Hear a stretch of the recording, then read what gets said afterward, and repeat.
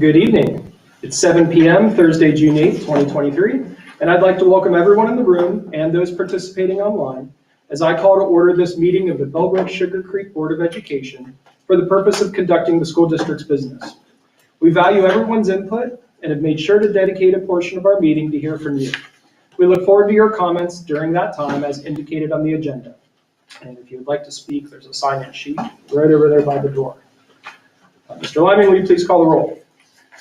Mr. Carpenter? Here. Mrs. Dorn? Here. Mr. Kinsey? Present. Mr. Price? Here. Mrs. Anderson? Here. Okay, we have a quorum. If you are able, will you please stand and join me in the Pledge of Allegiance? I pledge allegiance to the flag of the United States of America and to the republic for which it stands, one nation, under God, indivisible, with liberty and justice for all. Mr. Lyman, the treasurer's report. Okay, can I get a motion to approve the minutes from the May 11th meeting? So moved. Second. Mr. Carpenter and Mrs. Anderson.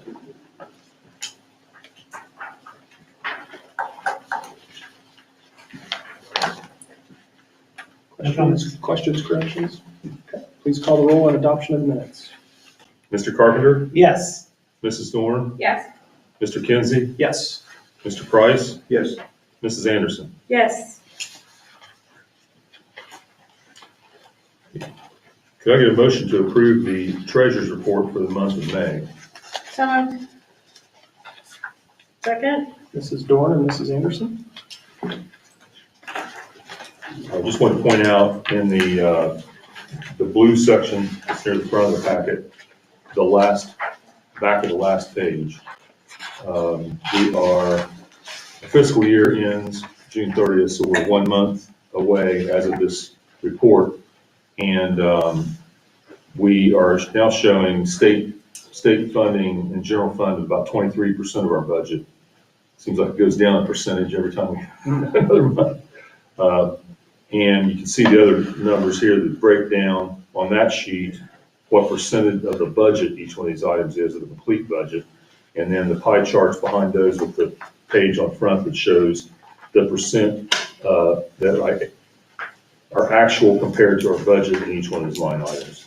With 92% of the fiscal year elapsed, we are below 92% in salaries and retirement benefits at 89 and 90.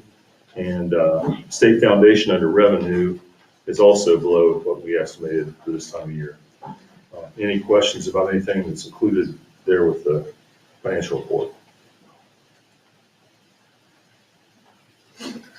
Not hearing any, will you please call the roll? Mrs. Dorn? Yes. Mr. Kinsey? Yes. Mr. Price? Yes. Mrs. Anderson? Yes. Mr. Carpenter? Yes.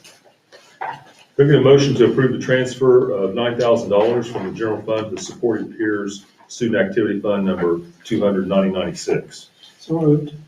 Second. Mr. Carpenter and Mrs. Anderson. This was one that the board had discussed and sounded like agreed to at the meeting when we had the presentation, but there was no resolution, and I do need something to back up moving that money, so this would make it official. Questions? Please call the roll. Mr. Kinsey? Yes. Mr. Price? Yes. Mrs. Anderson? Yes. Mr. Carpenter? Yes. Mrs. Dorn? Yes. Anything else, sir? All right, moving into correspondence. If anybody has anything that they've received that they would like to share? What's that? It's been quiet. Yeah, I will say that the entire board received a very nice thank you card signed by many, many teachers. This, you guys don't know this, we just got the state. This was for each individual board member bought and delivered donut holes to the buildings as part of Teacher Appreciation Week. Just a very small token of appreciation for all the hard work that everybody does there. And that paled in comparison to the efforts and really cool stuff that the PTO did during Teacher Appreciation Week also. So teachers, you are appreciated. Okay, moving into reports to the board. Yeah, so thank you, Mr. Kinsey. At the last board meeting, there was a discussion and the board wanted me to go out and explore some options about having more information about agendas and other documents involved with the board meeting and making those more accessible online. And so explained this, I think, a little bit last time, but there's kind of a couple ways, there might be more ways than do this, but a couple ways that we can accomplish this. And so we can do something like we are already doing, and that is posting individual links of any documents that we have and posting those on our web pages.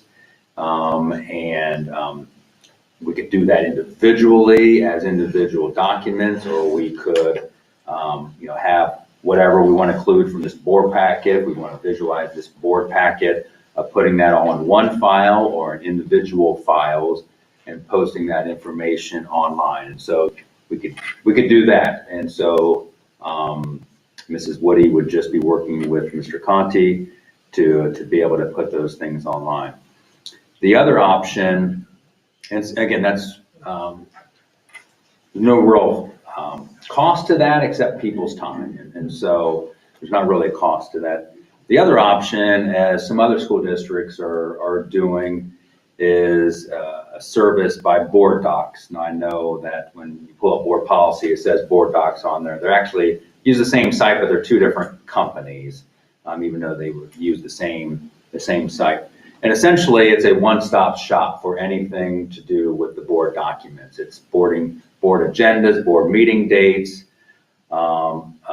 any type of documents, first reads to things would be on there. So everything would be clickable. It'd all be hyperlinks, but it's all in one kind of place. And so here's an example. As Mrs. Woody and I attended a webinar with board docs to get a better idea, so that obviously she would be doing the brunt of the work that would be involved in doing board docs. And so this is kind of the landing page, for lack of a better word, landing page on our web pages. Obviously, it's a mock-up, but it has meetings on there, so you could click meetings that anything that's happening in the future, and if there's board agendas out there for the future, you could click on those and then see, per the board agenda, it would be a hyperlink of that specific document. You can also then easily see past meetings and see past documents, anything that obviously we would use board docs for. There's also a place for board policies. There's other documents that we could put on there, board meeting dates or other board goals or district goals. Those things could be on there too. We get to decide what would be on there. So again, it's, we can recreate this on our own web page. However, this is much user-friendly kind of software. You can also search things by keywords and so forth. So that's another key benefit to it. So as Mrs. Woody and I attended that webinar with board docs, it's something that she's comfortable with doing. Obviously it's new, so there'd be a learning curve with it, but it's something that we believe that we and her more specifically can accomplish. And again, we can set timelines on when things are accessible to the public, when they're not accessible, just like we do now. A couple of days before we put the board agenda out, we can still have those kind of capabilities. So, and for a year's worth, it's under $3,000. It's not that costly for a service for something like this. So I don't know if there's questions or comments, or if you would like more information, would like to see it in action at a future meeting, or would like to explore the other option first. I'm comfortable with whatever the board would like to do on this. We can keep on doing the same as we're doing right now. I mean, that's always an option, is just continue what we're doing now and enhance it a little bit, or go to something like a board docs out there. Because I brought this up, last meeting, and really what my goal or, wish, intent, whatever, however you want to categorize it here, is with the exception of private information, which we have, for example, in here with applications, when somebody's applying, get their work history and their degrees and addresses and all that. That doesn't need to be just, very prominently displayed publicly for people to see. But agendas, anything else that's in this, I would like to be able, myself, to get to, because as you all know, I travel a good bit with my job, and sometimes I cannot get here in time to get the packet to review it. If I'm on the road, I can click on it. And the idea I got came largely from the township meetings, which I've been attending regularly of late. And I really like that they have, there's a packet, you click on it, agenda packet, and you click, and whatever is going to be talked about that night or displayed on the screen like this is there. There's a single PDF file. Now I can see that PDF file being an option within Board Docs here.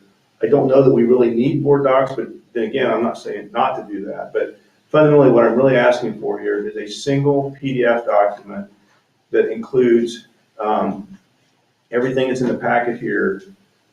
And so, obviously there was a lot of complaint of late about, like, for example, when we have board policy revisions, that we are sitting here looking at them, and the only way the community gets them is through a public records request. And I think that is a fair criticism that was put forth. And so I see no reason to not make those, anything we're looking at here that's not private, make it accessible, be a single, I don't want to have to go to, even within here, I don't want to go to several different fields and have to click around. Well, here's the board policy resolutions that we're considering, and here's the agenda, here's the thank you letters, and I don't want to have to do that. I want a single PDF document. With Adobe Acrobat, it is so easy to combine files. I do it all the time at work. It's just a piece of cake. And so again, I guess to underscore here, I would like to see personally a single link I can click on where I get everything that is in this board packet that I get that's not PII, privately, personal identification and such. So, and I think the community would appreciate that. That way they can see what's coming up for consideration with respect to board policy revisions and things like that. And so essentially there would be no need going into a board meeting to have to do a preemptive records request to see what we're even going to talk about. I just don't think that's fair to the community, and just, it just would be more efficient, I believe, to do it in the way I just said. So whether we do it through board docs or just a single thing, like, again, and earlier today I sent to all of you an example packet from the township, which I think is a really ideal model of how in a single PDF file, it's 4 megabytes in length, had some 38 pages or whatever. It had letters in there, it had financial documents, it had the agenda, had resolutions. It was all just one file. And again, as I travel, I would appreciate it myself. If I can, Tuesday evening, I can get on and go, look, there it is, look all the way through it. And if I don't get this packet, before I dash in at the last minute, Mike, thanks for picking me up there a couple weeks ago. I was supposed to go to Cincinnati in the afternoon. Instead, I got picked up in Dayton. We got here 1 minute before the meeting started. So it's difficult for me to, again, often pick up the packet. But more importantly to me is the community needing to be able to see what we have here, with the exception of personal information. So that's my 5 cents worth. Well, I can appreciate the single document perspective. It does make it pretty easy. I think the updating of the single document becomes kind of problematic, because every time there's a change, you have to recreate that document. But here, with multiple choices, then as pieces get updated, they would be readily available right away without additional work. I'm thinking from Mrs. Woody's perspective, how much effort is it to create a new document? Because I know that there's multiple revisions take place as we go along. But how often, though, are those updated from Tuesday till Thursday? I don't think, like, hardly ever. Sometimes we have hand carry. It's whenever we would have a hand carry. So if there's a situation where there's a hand carry, and if it's all in one single file, that file would have to then be recreated and uploaded again. If there's policies that are 75 pages long, that would have to be part of that packet too.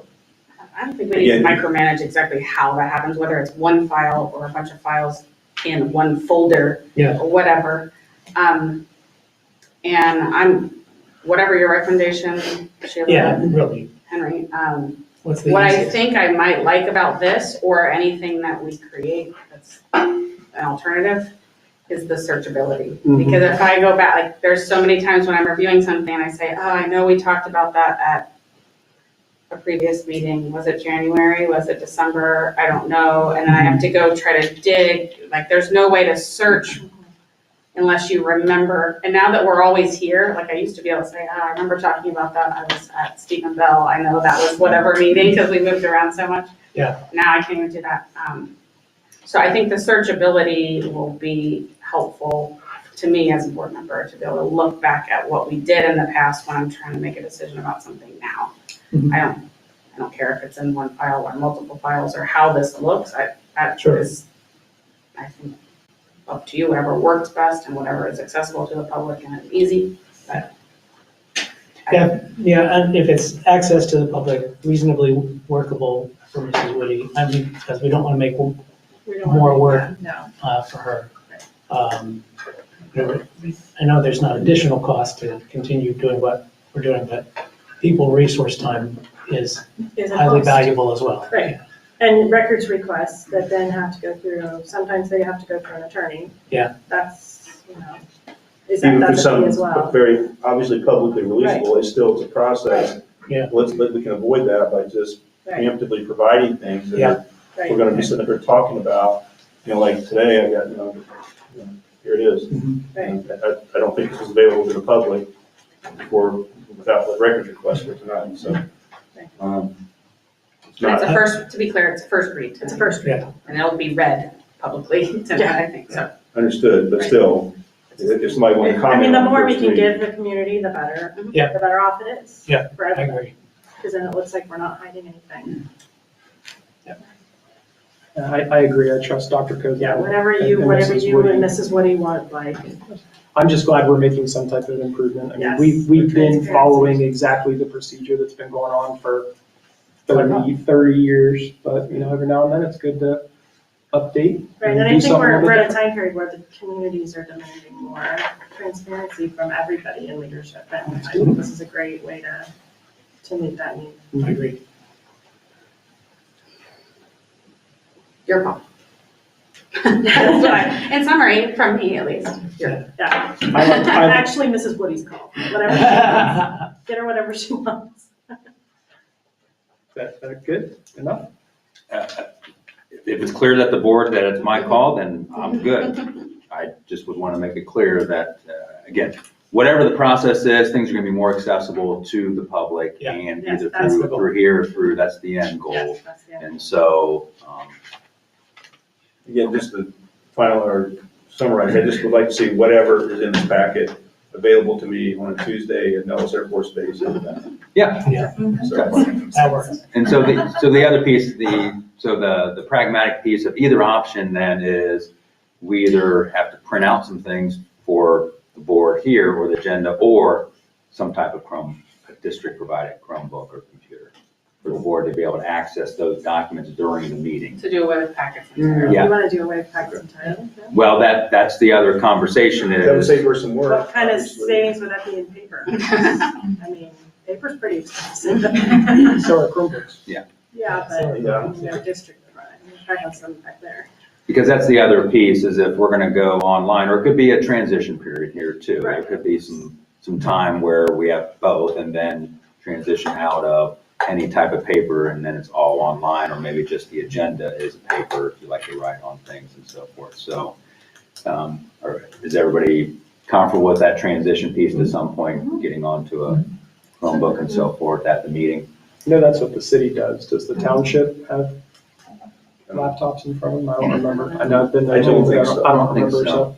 But it seems like that's the way people are going. Yeah, I mean, if people are using something like this, that is because they're looking at the documents on their screen. Yeah. Okay, all right. Well, with my vote, I think we're moving forward to board docs and providing a Chromebook at some point and transitioning. Again, what that transition period looks like, we'll have to get with them to be able to do that. fall is probably the time period would be reasonable. Could be earlier, but early fall. That's quicker than I expected. Yeah. Sure. Okay. Perfect. That sounds fine. Thank you. All right, we will move into open communication period. At this time, we welcome your thoughts and comments. When given the floor, please share your name and address. You will then have 5 minutes for your comments, which should be directed towards the presiding officer, who tonight happens to be me. Thank you. In case you're wondering, the reason for these policies, which can be read in their entirety on the district's website, and policy number 169.91, is to ensure that everyone who wishes to speak has time to do so, and that every speaker is treated equally and fairly. So I'd first like to welcome Meredith Brenner.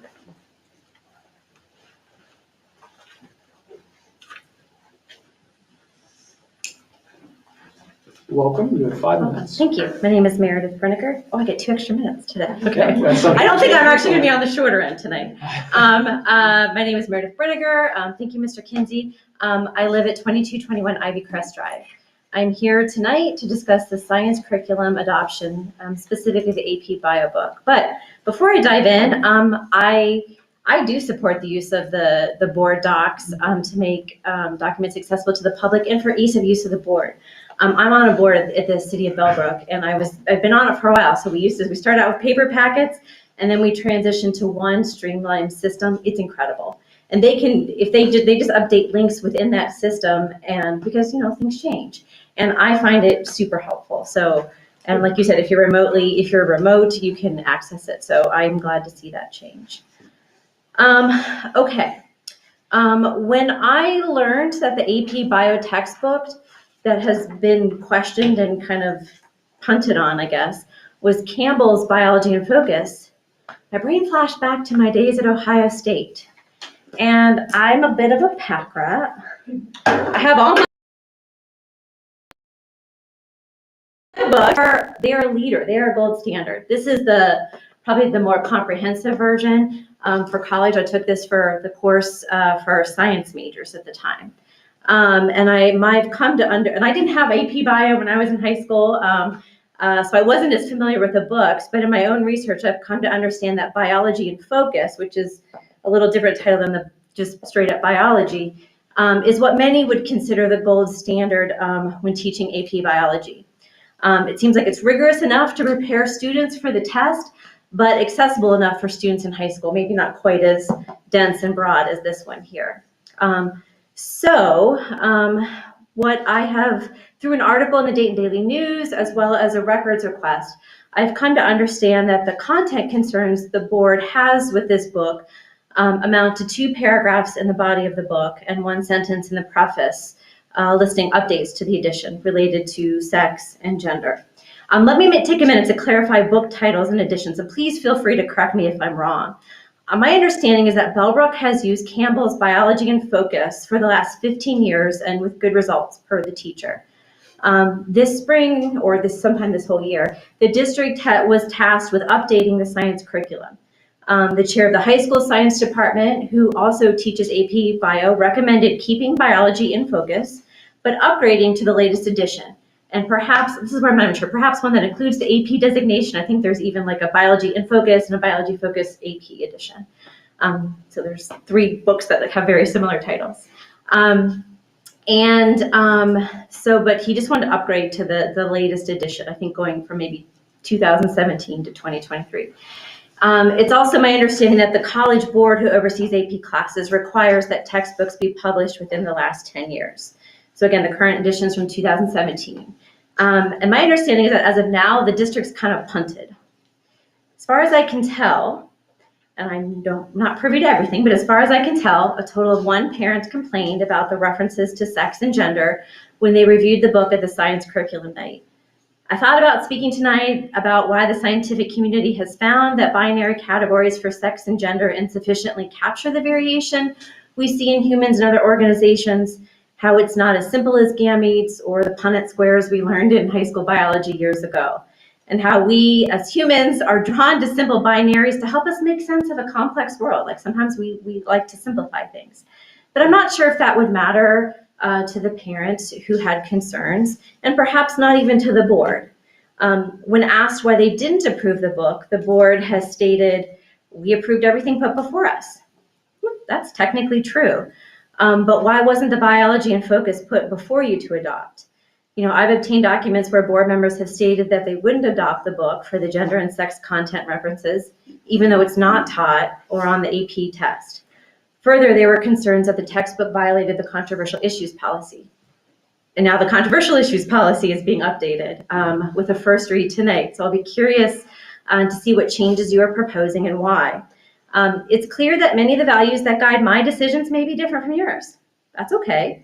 But I encourage the board to be transparent about their guiding values, especially when dealing with controversial topics and decisions like potentially going against teacher and department chair recommendations for books. Thank you. Thank you. Thank you. Up next, I'd like to welcome Elise Thomason, sorry about that. It's okay, nice. Thank you, sorry about that. Welcome, you have 5 minutes. Thank you. I've been to Nellis Air Force Base. I'm from Arizona, I like the desert. Elise Thomason, I live at 4024 Locust Bend. I am a military spouse, and that matters because when we found out we would be stationed at Wright Pat, we had our pick of schools. And we picked Bellbrook because we thought that kiddo would have the best education at Bellbrook. The day I found out my kiddo, who's very gifted, would be skipping a grade in math, I heard about the textbook problem. And I thought, okay, my kid is obviously going to probably be taking AP Bio, and I want for her to have a good education. And I trust the experts who have training and curriculum, master's degrees, to pick the best book for her. And as a social worker, I'm often asking for help. That's what we do in the scientific community. We make sure that we talk to the right people to get our clients what they need. So honestly, I was disappointed. And gender and sex, as Dr. Brenninger said, is not quite binary. And then that made me think about my previous training before I was a social worker, because I trained as a linguist. I'm a heritage Spanish speaker. I live in Canada. I had to speak a bit of French. One of my master's degrees is in French literature. Another one is in linguistics. And here's the funny thing, because do we all have some knowledge of Spanish or French? We know that there's masculine and feminine. Yes, yeah, okay, get this. In French, when I was teaching French at the college level at the University of Hawaii, I had to be le professeur and use male pronouns, despite my biological sex being female. Interesting. Beauty and the Beast in the original French is la bête. The Beast, who we think is a dude, right? We all seen the Disney movie. The Beast is supposed to be a man. She says, the Beast says. And then, and in Spanish, heroes can only be male. So this is interesting. Sex, gender, sex. And we have it right here in our school all the time, the difference between them. And we haven't even talked about German, because in German we have neuter, not gender neutral, we have neuter. And neuter means male, female, neuter. Neuter means used to have a penis, no longer does. Castration. So when my daughter speaks German, it's the only L2 my husband and I have in common is German. When my daughter speaks German, we speak Spanish mostly in the house and then a little bit, she has to say that she's ein Mädchen. Every time she describes herself as a young lady, she describes herself as castrated because of the weird quirk of gender. And when I think about it too hard, I get a little uncomfortable. But that's just how language is. That's just how language is. Gender does not always match sex. There's even some funny connotations when you think about it a lot. And yet we're not saying let's kick out foreign language. We can do it. We can have a book that separates gender from sex and biology. And I guarantee that your foreign language teachers have to have this conversation very often, that grammatical gender does not equate biological sex. I know, I used to be a French teacher, using the words he. And the male declination of all adjectives. So we can do this. We can do this. And it's okay for parents to tell their kids at home. It doesn't have to be this way. Remember when we were all in lockdown and these kids were trying to tell us how to do Common Core math? And then we had to teach them, I'm so sorry, and then we taught them how to carry the one. So they can have this book in school. It's not even talked about, this paragraph. And parents can say at home, I know a different way. We've already done it, and anyone who takes foreign language does it every single day. And anyone who has the good fortune to grow up in a bilingual home speaking Spanish also does it every day. And that's it. Thank you guys, because we are on the same team. Let's just do it. Thank you very much. Up next, again, I'm so sorry, I'm terrible at reading handwriting. Mike, is it Rugerman? That's right. I recognize the face, I didn't recognize the last name. Yeah. Welcome, thanks for being here, you have 5 minutes. Thanks. Yeah, so I haven't been attending too many board meetings lately. I used to speak at these quite regularly a few years ago, but like I've been traveling a lot for work lately as things have picked up here. But summarize, so I'm going to touch on a few things from the past few months. So I'm maybe summarizing a few things. But my overall question is, with some of these issues that are coming up, I guess I just wonder, why have we become like this? In the last few years, we've talked about, I remember with all the COVID fights that, we wanted to stay out of the news. Well, Bellbrook is now in the news a lot, it feels like, about all these issues. So I'll spend 1 minute here just reading half of an article from Business Insider that was published just yesterday or today here online. It says, the conservative board took over a small Colorado school district in 2021, but the board has been infuriating locals, and even fellow Republicans are fed up with the board's controversial policies. After winning control of the Woodland Park, Colorado school district a year and a half ago, the new conservative board has implemented policies that have stirred up teachers, students, and parents. Then it goes on to talk about a new social studies standard that has some controversial issues, especially downplaying the role of race and racism in American history. But then it says, the district's new board-elected superintendent scoffed at the need for mental health services for students and chose not to renew the contracts of many of the district's social workers and counselors. Nearly a third of the district's teachers left after the new board took control. And keep in mind, this is a largely conservative area. Almost 40% of the high school teachers in the district have chosen not to return for this upcoming year, a district administrator said. I think that they look at this as a petri dish where they can really push all their agenda and theories. John Dorn, a parent who described himself as a staunch Republican, said, they clearly are willing to sacrifice the public school and to put students presently in the public school through years of disarray to drive home their ideological beliefs. It's a travesty. So then the article goes on and talks a little bit more about other staunch conservative parents that are also having issues with the gun-loving and pro-life school board and folks that have pulled their kids from the school district to homeschool. So in the last few months here, as we all know, just to recap, we had and I missed all these. I was out at Nellis the last school board meeting, actually. True story. Well, that's right. Yeah, since then I've been out there too. That's true. I saw you out there. These last few school board meetings, we've had, removing the language from the discrimination policy, with the justification that it's because,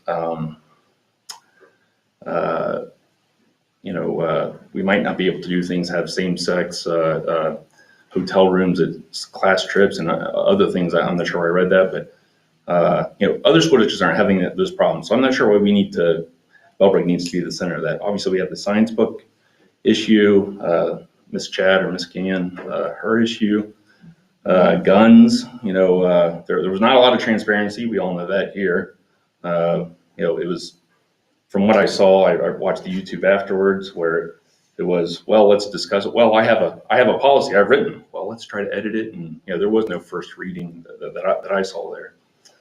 And of course, it was a one-sided expert. We brought a guy up here and said, yeah, guns. And then that's what we took forward. So again, didn't seem like much transparency in debate. But So finally, now tonight, controversial topics. The one thing I'll just quickly say about that is we all give our, all this cultural stuff. Of course, I think it's all BS. I don't have an agenda one way or the other. But I'd like not to have Bellbrook be the school that's in the news all the time. Controversial topics, we all give our kids phones. They can see whatever they want. One paragraph in one textbook, I guarantee those kids aren't, oh, let's find the most controversial thing in my AP Bio textbook. They're not doing that at night. No, they're on their phones. Access to the world, access to whatever they want to see.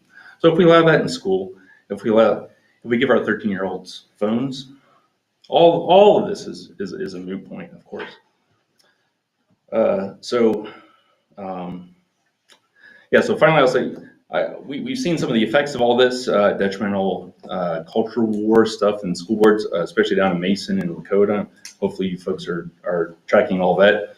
Mason had the beloved school superintendent was forced out of school because the right-wing ideology took over, and it became unbearable. That's a big loss for the Mason School District. Similarly, Lakota is in much the same boat. Okay, so I'll wrap up and just say that please listen to both sides. And I hope the curriculum teachers are teaching the students that, to say, I'm not listening to mainstream media because they're leaning one way or the other. Please listen to the other sides. If you're listening to Sean Hannity on the way to work podcast, listen to Rachel Maddow on the way home. You'll really see it's so informative to get both sides of the story. So thanks, everybody. Thank you for your comments. I realized at one of our long meetings, I allowed people to come up afterwards and add their name to their list because they missed. So I'd like to ask, is there anybody else here tonight who would like to speak?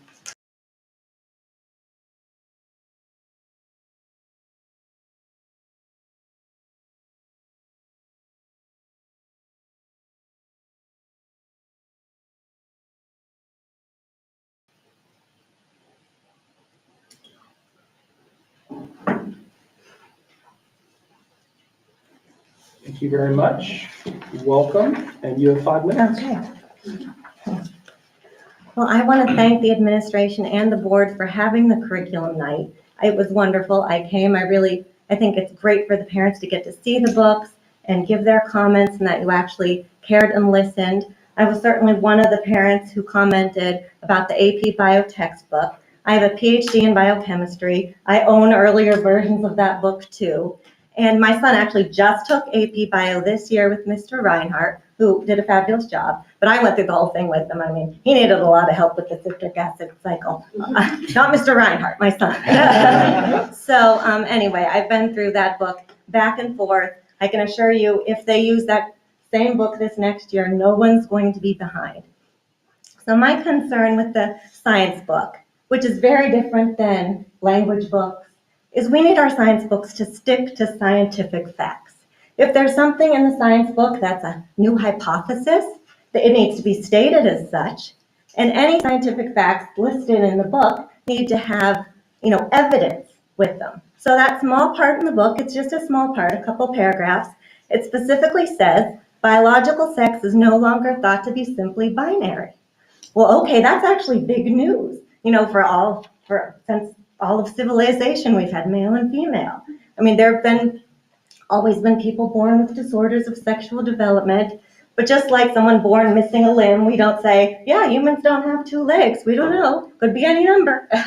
So when they say biological sex is no longer thought to be simply binary, they need to provide evidence why that is.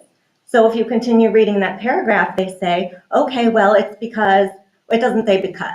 They just go on to say some people don't identify as their biological sex. And that's very true. People identify as all kinds of things. Sometimes animals, there could be different identities. Okay, but that's not evidence to support that biological sex isn't binary. That's an interesting thing. That's a true thing. People have gender identities that may not match their biological sex, but that's not evidence for sex not being binary. They also talk about people who have disorders of sexual development, which is very true. There are some people, someone who might have a Y chromosome, that their Y chromosome didn't kick on and they developed a female phenotype. That happens. That person is called intersex, And I personally think there should be an intersex box on, birth certificates. You could be male, female, intersex. But intersex is not a true third sex. To be a third sex, you have to be able to reproduce. There has to be a third gamete. We have sperm, we have egg. No one has discovered a third gamete. Okay? So there are still two sexes. And so sex is binary. We don't care if some random news article says, some headline to get attention that, biological sex is no longer thought to be binary. Okay, I'm sure we're going to hear that somewhere, but in a science textbook, it's given much more credibility. And we want our science textbooks to stick to science. If someone discovers a third gamete and an actual third human sex, we can all celebrate. That should definitely go in the book. But saying biological sex is no longer thought to be simply binary will give all the students who read it, they're not going to remember the details. They're just going to know, I read in my biology book that biological sex isn't binary, So even if they have the evidence for it, great, put it in the book. They just need to have the evidence, and the evidence they provided wasn't evidence in support of that statement. So I'm concerned about a high-level biology book that is bending facts. So maybe, Mr. Reinhardt and the administration will look thoroughly in the book and decide, what, it's still a fantastic book. They bend the truth a little bit here, but it's still fine and we want to use it. Okay, that's all right with me. But maybe they'll find an even better book. So I appreciate that you actually listened to parents and said, what, we're going to pause on this book and look into it a little further. You might find that's still the best book around. And you might find here's something better. But either way, I just went through the whole book. Almost nothing in the parts that they study for the AP Bio exam has changed hardly since I took it. So they're all thoroughly going to be well prepared, even using that same book. And again, you guys are, I know it's not even your decision at all. You weren't presented with the book to approve. But the administration, they're going to look into it, talk to I know Mr. Reinhardt really likes the book, so it may still end up being, all right, we're going to use it. But, there's nothing wrong with being concerned when a science book is veering a little bit from actual science.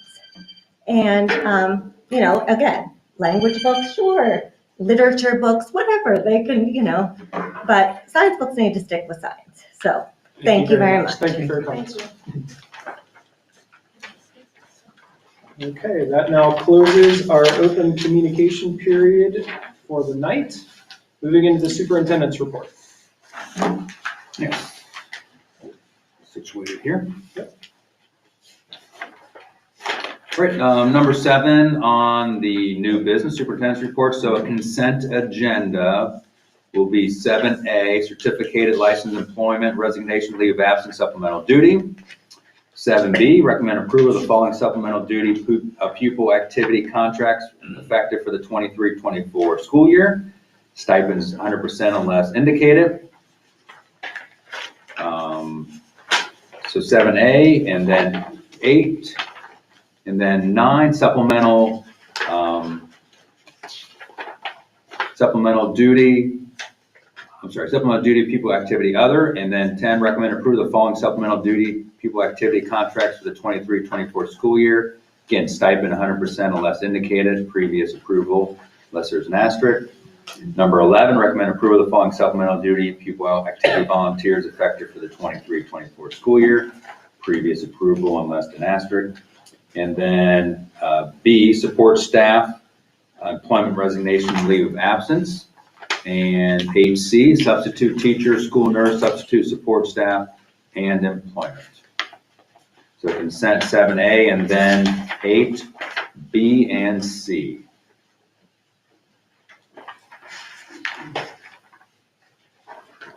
Questions, comments? First and second. Oh, yeah, they do, sorry. Can I get a motion to approve the consent agenda? Mrs. Dorn and Second. Mr. Carpenter, thank you.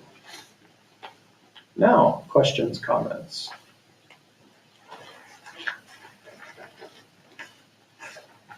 All right, Mr. Lyman, will you please call the roll on adopting the consent agenda, which is 7A, 8B, and C?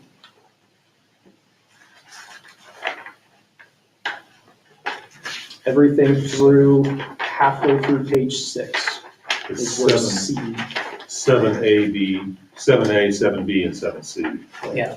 I'm sorry. Yes. I saw the 8 and I thought there was a different. Oh, yeah, yeah, eight. yeah. It's a different 8, sorry. 7A, I had B and C. Both bold letters.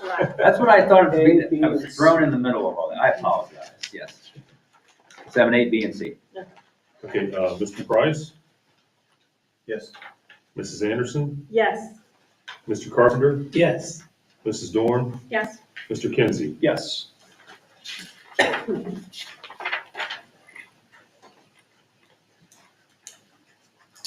All right. Would like to introduce one of our new teachers here. Molly Stanifer is our new intervention specialist at grades 3 to 5 at BCI. She comes to us from Northmont Middle School. She has a unique background in secondary ELA and a passion for helping students with exceptionalities regarding to learning. And she has a great background in that, so she's going to be an excellent addition to our BCI staff. So welcome and congratulations and welcome. Welcome.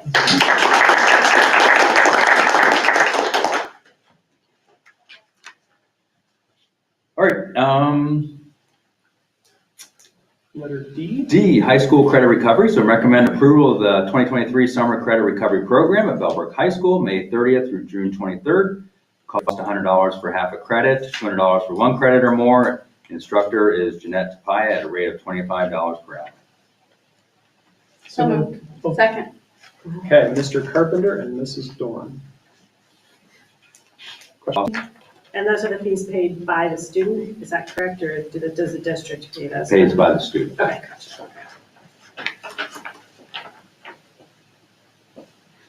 Mr. Lyman, please call the roll on adoption of the summer credit recovery program.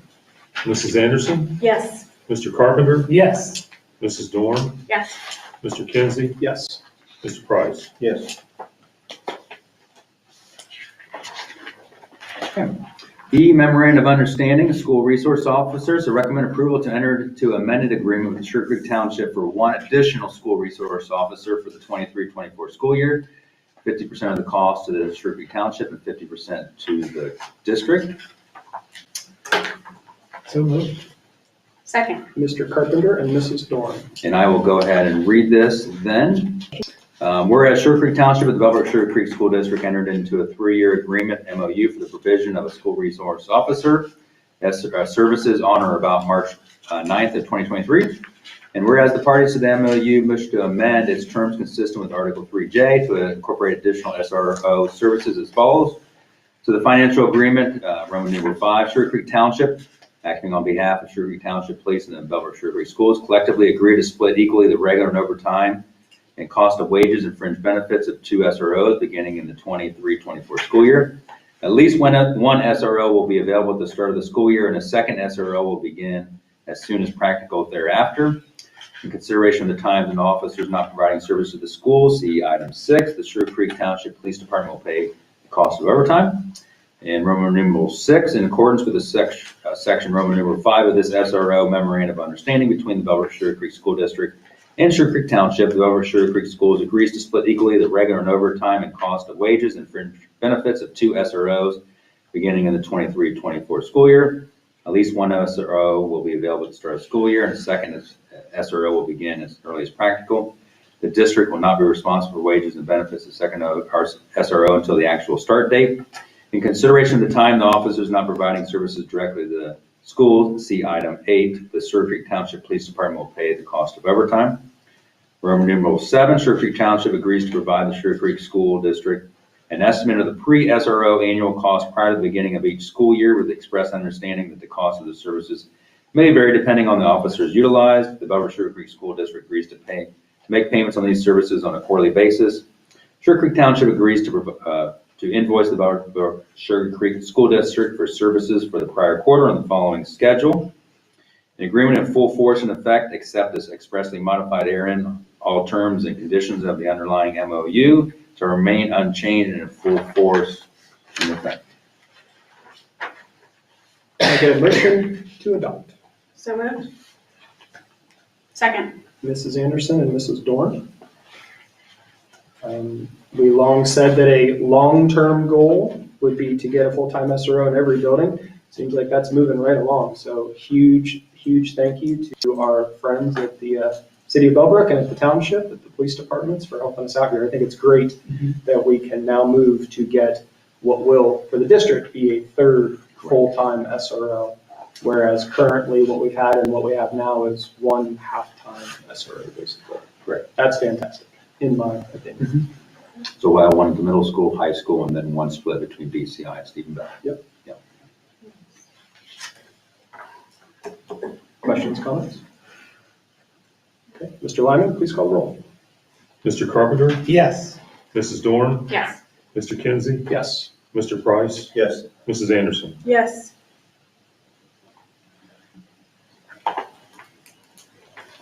All right, Food Service Management Company recommend approval of Sodexo to provide the district-wide food service program beginning with the 23-24 school year through the 27-28 school year. No increase in lunch prices for 23-24. So moved. Second? Mr. Carpenter, Mrs. Anderson. I hear the Bosco sticks are fantastic. They're Yeah, a favorite of very my house. popular. Yeah, they're very popular. So if you remember, this contract went out for a bid, and the winner of that bid was Sodexo. Mrs. Jennifer Hain is our food service manager for Sodexo. She and they do a fantastic job of providing exceptional service to the school district, exceptional product, and just is it's just a partnership with the school district. So even though she's with Sodexo, she is we treat her obviously as one of our employees. I mean, she's been here so long and we have that kind of collaboration relationship with her and Sodexo. So it's just a great partnership there. She's a great dress code monitor too. She caught my t-shirt tag sticking up out of the back of my t-shirt today. I didn't know that skill, that extra skill. Okay. Yeah, I came by to pick up my packet and he'd already left and she caught me with out of standard there. One thing that I'm reminded of is during the middle of the COVID crisis and the delivery of meals to families on a regular basis. I ran into them and the day was pouring down rain and it was still out in full force to make sure that meals got delivered as needed. And I was just incredibly impressed that day. But that's, It was my favorite time of my life. I Yeah. mean, it really was the most enjoyment and, to have something lifelong like that in your career. It was really, really just a beautiful thing, and to have our staff really embrace the community and really be did. embraced in return was a very special thing. You're the only person in the world who has said that is the most beautiful time of their life. It really was. from a professional experience. I still kind of miss it a little. I spent lockdown teaching myself to play the banjo, so my family says that was not their favorite. Comments? It's unusual to have no school food complaints, and I haven't heard any in my house, so thank you for all you do. Thank you. We're excited to get started on the next 5 years. Yeah. Lots of fun things coming. So thank you. Okay. Mr. Lyman, please call the roll on approval of Sodexo. Mrs. Dorn, Yes. Mr. Kinsey, Yes. Mr. Price, Yes. Mrs. Anderson, Yes. Mr. Carpenter. Yes. School fees for 23-24, recommend approval of the school fees for students in grades preschool through 12 for the 23-24 school year. So moved. Second? Mrs. Dorn, Mrs. Anderson? And again, this is included in your packet for reference points. You can see what the fees were last year and what the recommendations are for this year. Some increases in fees at the preschool level. Stephen Bell, some additional cost with some workbooks there. And then there's some other various increases in cost, but overall, very similar to what they were this school year. Lunchroom fees are the same as they were last year, so pretty similar to what they were last year. Yes.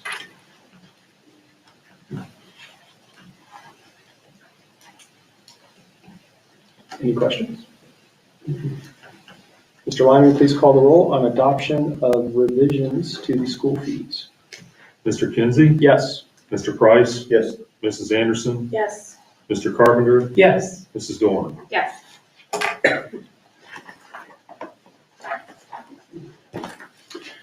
All right, district handbooks, we are going to move this to a first read for revisions of our student handbook with the notion that this will then be back on the June 30th board meeting. We have a meeting on June 30th at 8 a.m., so a first read.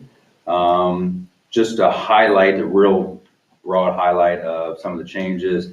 School start times for the middle school and high school are included in these. The new Stephen Bell address is included in this. Cleaning up grammatical changes in all of the handbooks. And we do that every year, and we continue to find grammatical kind of things, so cleaning up those things. BCI of adding an assistant principal, touching on birthdays and what kids can bring in for birthdays and so forth at Stephen Bell and BCI. Some changes at the middle school for Eagle and library. At the high school, to the athletics piece is putting in the policy in the handbook of being in school for 75% of the day to be able to participate in an after-school activity. Changes to the harassment policies to mirror what has been made with the board policies. Also at the high school of allowing backpacks in between classes. Also adding the word chemical irritants to one of the statements in here, just further clarifying some things. And athletics with eligibility, that if someone is ineligible, they can practice if that is approved by the coach and AD and so forth. So those are some of the highlights to the Is it change. can or can't? Can. Can. Practice. Can. They can practice. So, And then did I also see that the high school removed the attendance requirements on exam exemptions? Was that? yes. Okay. Yeah, I apologize for that. I just want to be sure I read that correctly because I know that was it. I apologize, yeah.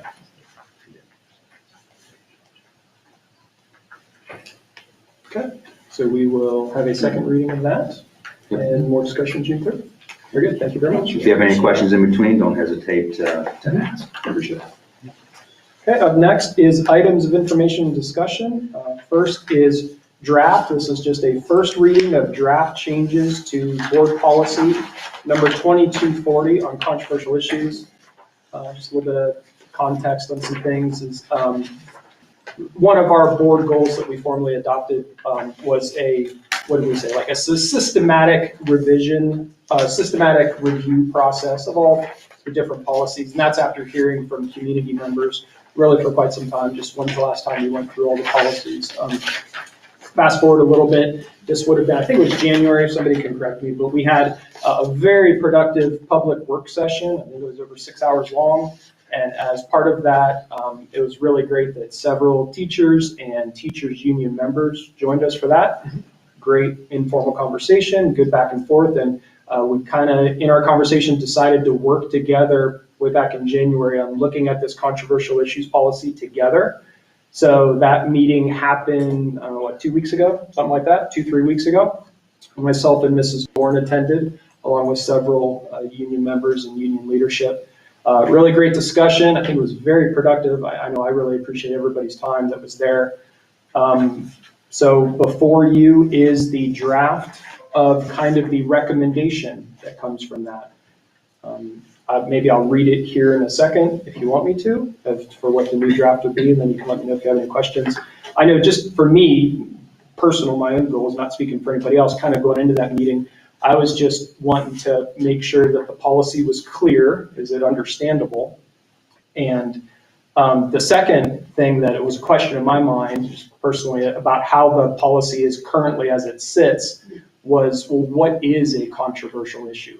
How is that decided? Where's the line drawn? And that's always going to be tough. That's going to be a judgment call by the administrators eventually, that we trust and hire for that purpose. But I believe that gets answered in this. Neola, which is our policy company, has a template and has some suggested language that much of it is just what it is, but then there's a few things we can pick and choose from. And I know for that particular question about what is a controversial issue, they had kind of two options.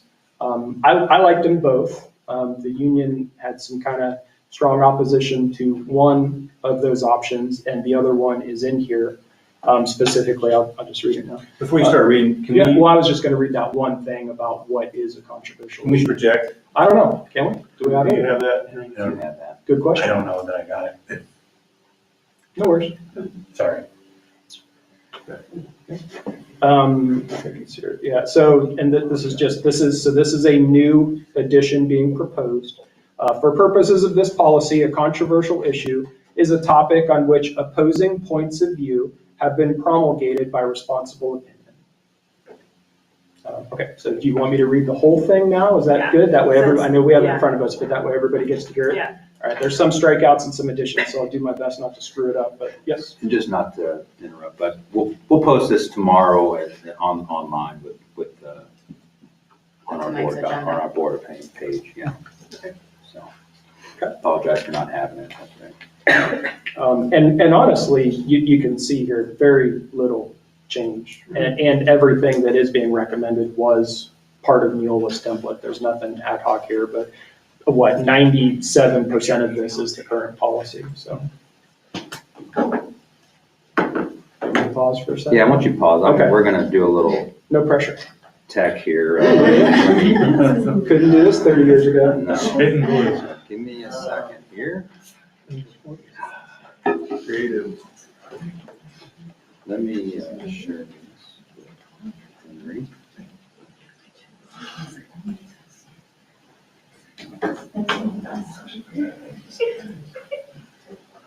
Share it to your boardroom. Yeah. Okay.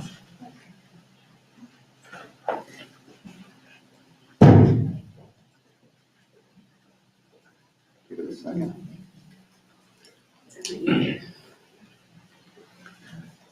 See how fast our Wi-Fi really works. Mhm.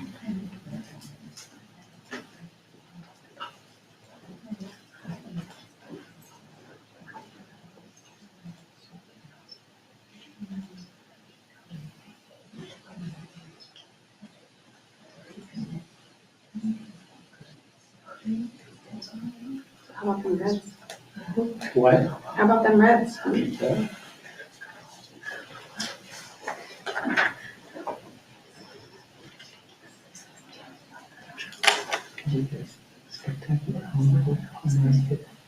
Two walkouts in a row.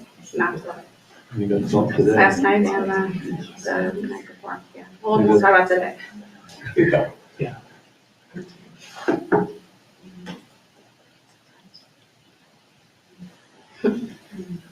It's You can- uploading on. You can go hold it in front of one of the cameras.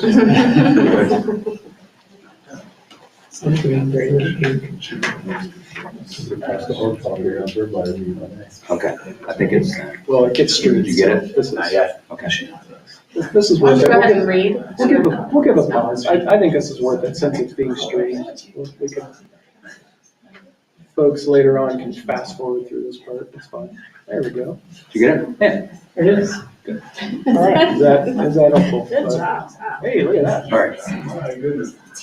Fantastic. Formalize it. All right. Now. So you can see here that anything highlighted in green is in addition, and then there's some strike throughs. But you can see, Before you go. Yeah. Sorry. yeah, go ahead. Everything in green is an addition, but if you look here, like 2 out of the 3 here are just moved down, like Yeah, they just If moved, that switched move, place. like, the red from there is actually the green from here, and the red from B is the green in C. So there's really only one addition to the ABCs. A is the only real gap, I guess. Yeah. Sorry, go ahead. And that was discussed at length and jointly kind of recommended by us and the teachers, which we appreciate. So, all right, I'll read it here. Number 2240, controversial issues. The Board of Education believes that the consideration of controversial issues has a legitimate place in the instructional program of the schools.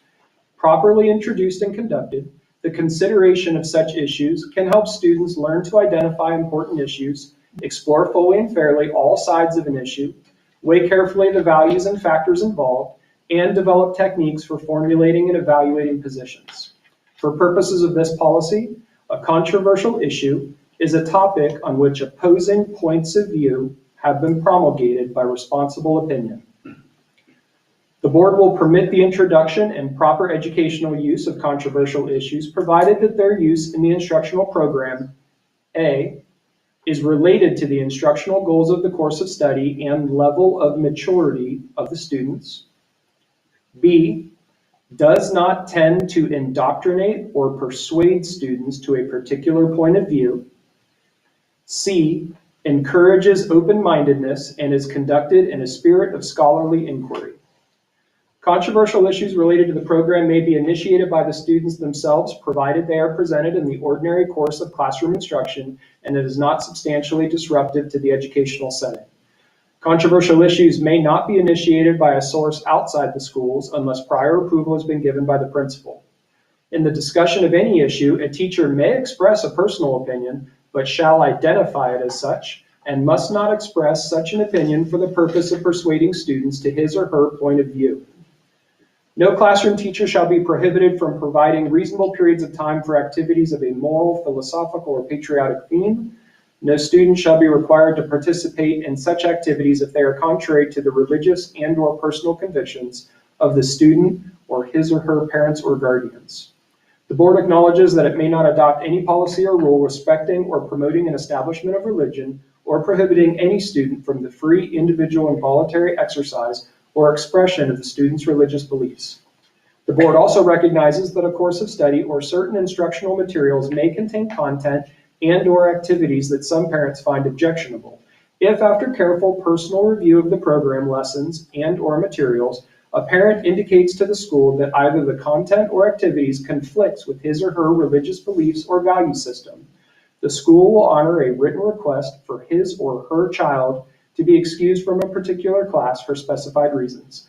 The student, however, will not be excused from participating in the course and will be provided alternate learning activities during times of such parent-requested absences. So that is the draft that will be proposed.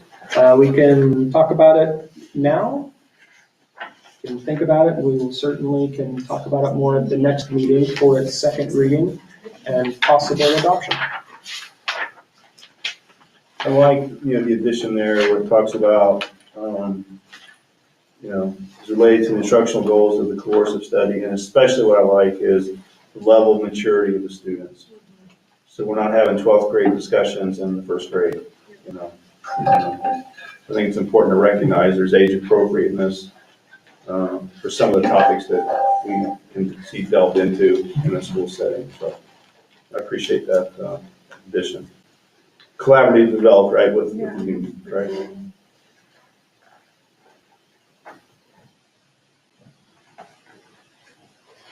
Good to move on? Okay. Nice. Dr. Kozad, continuity of services plan. Yep. So this is a plan that needs to be,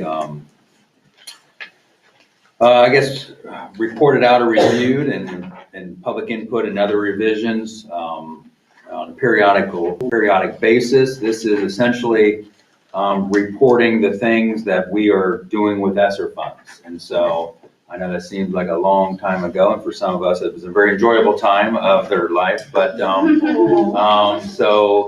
these things are things that we have to report out. And I know when you look at some of these things, you're like, man, that seems like a long time ago.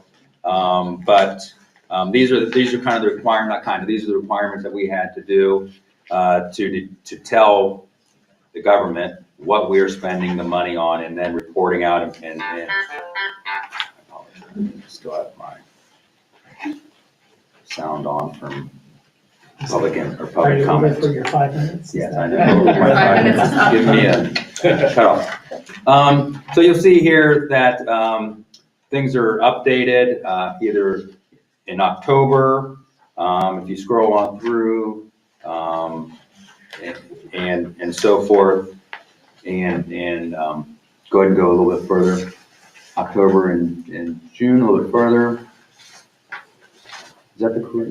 Yep. So updates in October, updates in June, and you'll see we really had, just to review back, we took a little bit of time before we started spending the vast majority of this money. And so we really were calculated how we wanted to spend this money.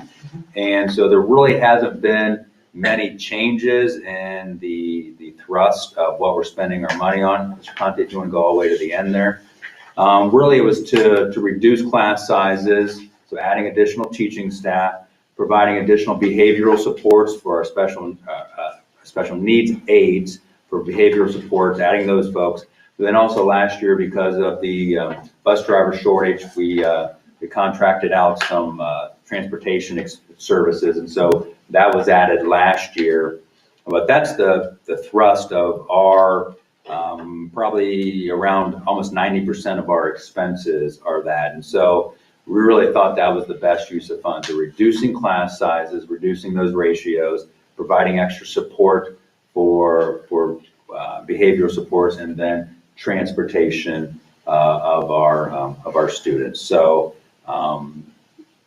so we did allow input from SEA and SLAS, and you know, as always, if there's input from other folks, I'm more than happy to take that input.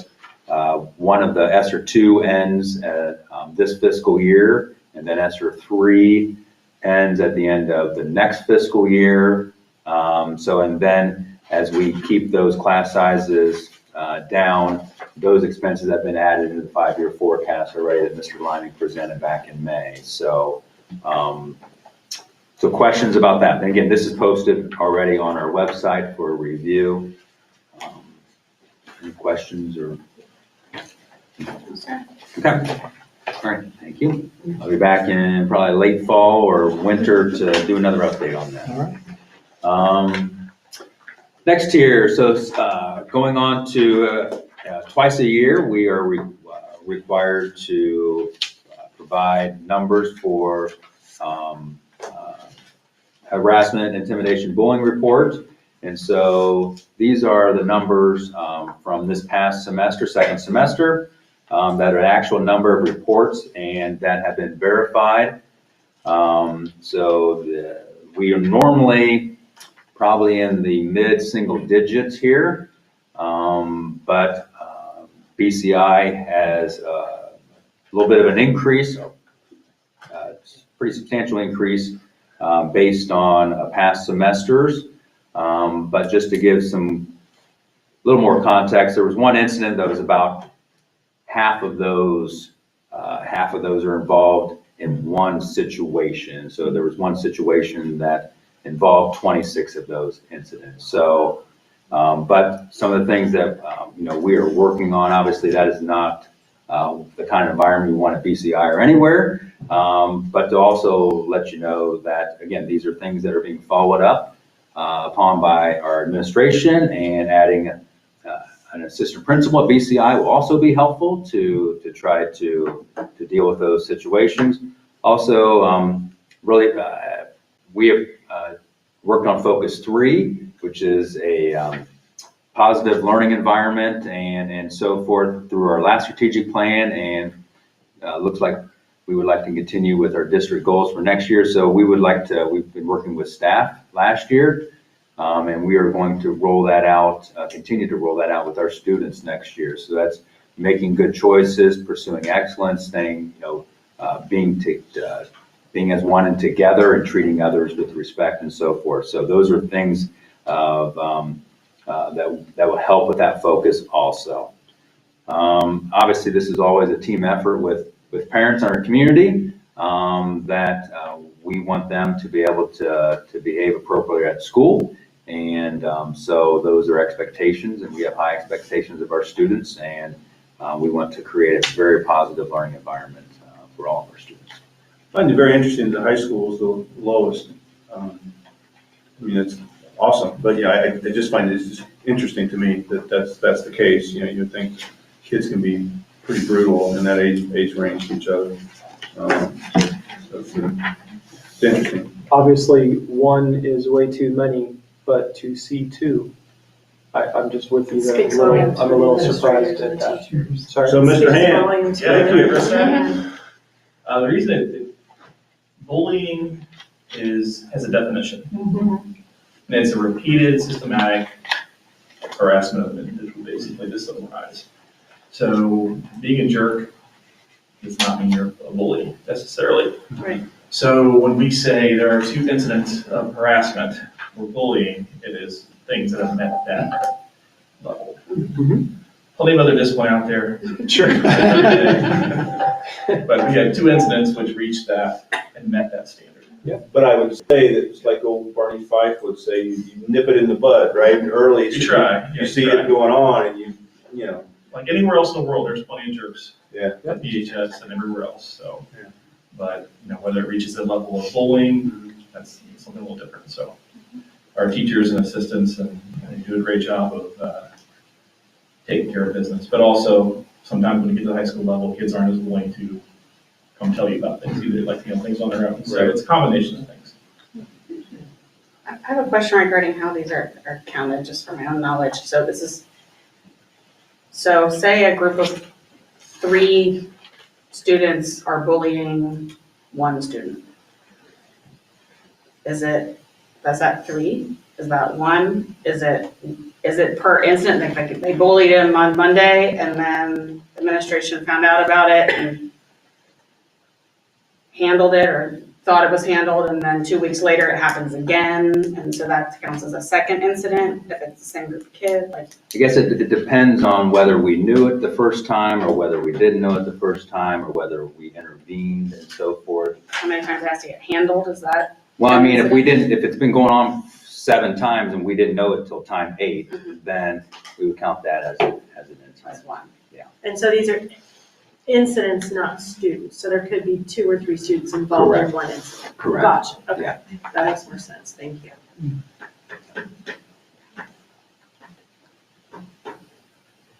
Like I said, obviously, 1 is too many, but we know our administrators and teachers work very, very, very hard. Thank you for that, for keeping our kids safe. We really appreciate you. Okay? Yep. All right, at this time, I would like to make a motion that the board will meet in executive session for the purpose of considering the employment and compensation of a public employee per RC 121.22G1. Do I have a second? Second? Mrs. Anderson? When I remember, I try to say a couple things in case people aren't familiar, is that when we're in executive session, we're only allowed to talk about this one thing. That's all we talk about. And we're not allowed to take any votes or take any action. Any action that may or may not be taken always happens out in public session. We do not anticipate any action. We do not anticipate any After action, but yeah, certainly not. Okay. Mr. Lyman, will you please call the roll to move into executive session? Mr. Price? Yes. Mrs. Anderson? Yes. Mr. Carpenter? Yes. Mrs. Dorn? Yes. Mr. Kinsey? Yes. All right, we're in executive session at 8:18. You're welcome to stay. Certainly don't have to. Thank you.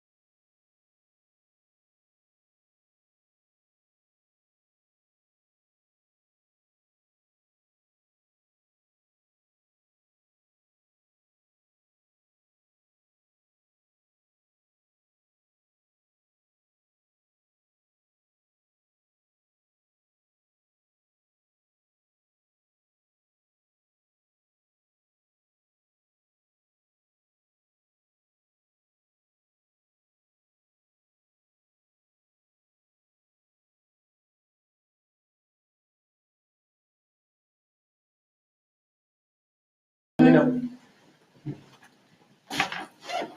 We are out of executive session at 10:49 PM. I would like to make a motion to adjourn for the night.